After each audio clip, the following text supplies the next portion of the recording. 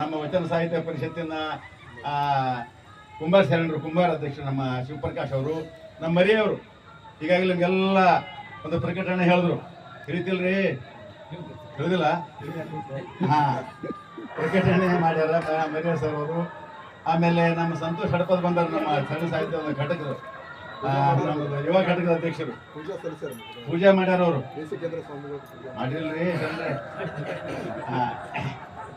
ನಮ್ಮ ಸಂತೋಷ್ ಅವರಲ್ಲಿ ಭಂಡಾರಿ ಸರ್ ಬಂದಾರೆ, ಎಲ್ಲರೂ ಭಾಳ ಬಂದಾರೆ. ಹೆಸರು ತಗೋಕ್ಕಾಗಲ್ಲ. ದಯವಿಟ್ಟು ಎಲ್ಲರಲ್ಲಿ ತಮ್ಮ ತಾಯಂದಿರು ಭಾಳ ಸೀರಿಯಸ್ ಕುಂತಾರ. ಅವ್ರು ಏನ್ ಮಾಡತ್ತಾರಪ್ಪ ಇದು ಏನು ಫಂಕ್ಷನ್ ಮಾಡೋದು ಅಂತ ಎಲ್ಲ ನಮ್ಮ ತಾಯಂದಿರು ಭಾಳ ಸೀರಿಯಸ್ ಕುಂತಾರ. ಭವಿಷ್ಯ ಅವ್ರಿಗೆ ಎಷ್ಟು ತಿಳಿತು ಎಷ್ಟು ಬಿಡ್ತು, ಆದ್ರೆ ಎಲ್ಲ ಕಡೆ ಮಾಯ್ಕೊಂಡ್ ಹಚ್ಚಾರ. ಮತ್ತ ಇದು ಒಂದು ಕಿರಿಕಿರಿ ಹೆಚ್ಚಾಗ್ಯದ.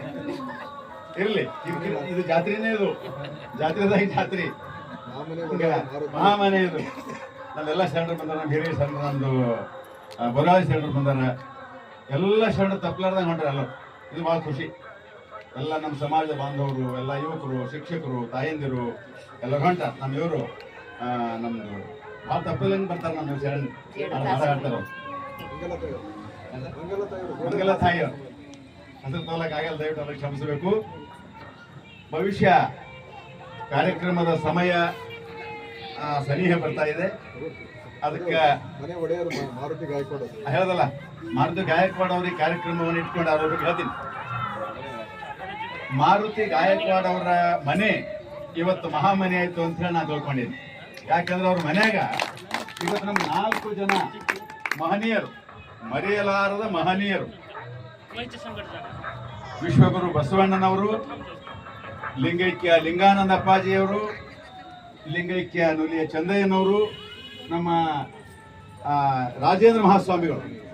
ಅವ್ರ 4 ಒಂದು ಮಹನೀಯರ ಒಂದು ಜಯಂತಿ ಕಾರ್ಯಕ್ರಮ ಇವತ್ತು ನಮ್ಮ ನಡೀತೀವಿ ಮನೆಯಲ್ಲಿ. ಭಾಳ ಸಂತೋಷ, ಭಾಳ ಖುಷಿ ಆಯಿತು. ಬಹುಶಃ ನಾನು ಹೆಚ್ಚಿಗೆ ಹೇಳಾರ್ದೇನೆ, ಈಗ ಚರಿತ್ರೆ ಹೇಳ್ಯಾರ ನಾರವರು, ಚರಿತ್ರೆ ಬ್ಯಾಡೀಗ. ನಮ್ಮ ಶಿಂದೆ ಅವರು ಕಾರ್ಯಕ್ರಮದ ಉದ್ದೇಶ ಹೇಳ್ಯಾರ, ಅದನ್ನು ಬ್ಯಾಡೀಗ. ನಮ್ಮ ಗುಂಡಪ್ಪಂತೂ ಪ್ರಾಸ್ತಾವಿಕ ಮಾತಾಡ್ಯಾರ. ನಾನು ಬರೀ ಮುಖ್ಯ ಅತಿಥಿಯಾಗಿ ನಿಂತೀನಿ ನಿಮ್ಮ ಮುಂದೆ. ಒಂದು 2 ಮಾತನ್ನು ಹೇಳಿ ನಾನು ಮಾತು ಮುಗಿಸ್ತೀನಿ.